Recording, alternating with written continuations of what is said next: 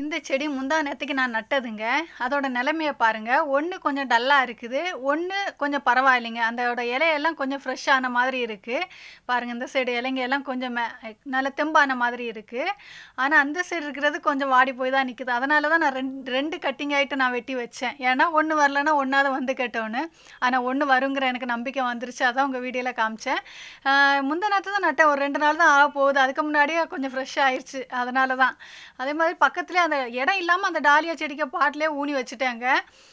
அந்த டாலியா செடியில் பூத்திருக்கிற பூ தான் பாருங்களேன் எவ்வளோ அழகாக இருக்குதுன்ட்டு.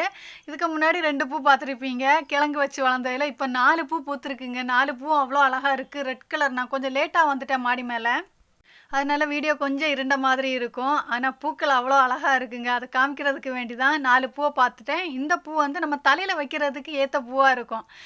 சில டாலியா பூவெல்லாம் ரொம்ப பெருசாக இருக்கும். இது கரெக்டான அளவு. ஒரு ரோஸ் எல்லாம் தலையில் வைக்கிற மாதிரி இருக்கும்ல அந்த அளவுக்கு. கலரும் ஒரு நல்ல அடிப்பொலியான கலருங்க. அவ்வளோ அழகாக இருக்குது. அதே மாதிரி தக்காளி பாருங்களேன்.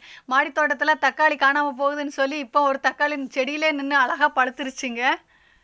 காரணம் என்னென்னா நம்ம மாடி தோட்டத்துலேருந்து ஆசாமி காணாமல் போயிட்டாங்க. எலி அண்ணா தான்.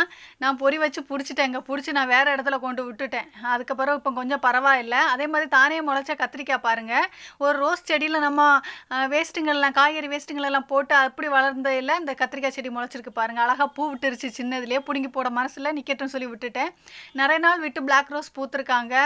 செடியும் கொஞ்சம் டல்லாக இருக்குது. இன்றைக்கி மாடி தோட்டத்தில் கிடச்ச பிச்சு பூங்க உங்கள்கிட்ட காமிக்கிறதுல எனக்கு அவ்வளோ சந்தோஷம். அதான் காமிக்கிறேன்.